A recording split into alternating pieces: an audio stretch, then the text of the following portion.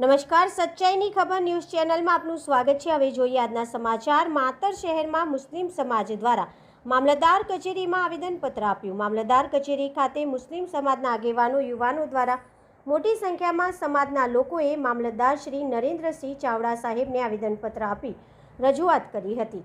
આવેદનપત્રમાં જણાવ્યું હતું કે નાઝિયા ઇલાહી ખાને સોશિયલ મીડિયાના માધ્યમ દ્વારા હઝરત મોહમ્મદ પૈગંબર સાહેબ અંગે અભદ્ર અને વાંધાજનક ટિપ્પણીઓ કરી હોવાના આક્ષેપ છે। આ બાબતે મુસ્લિમ સમાજે કડક વિરોધ વ્યક્ત કરી સંબંધિત વ્યક્તિ સામે તાત્કાલિક કાયદેસરની કાર્યવાહી કરવાની માંગ કરી છે।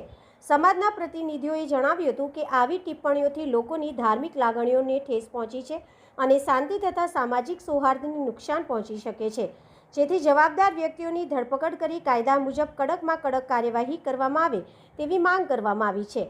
मुस्लिम समाजना अग्रणी युवान लोग उपस्थित रहा था। रिपोर्टर मोहम्मद खान पठान, मातर, खेड़ा।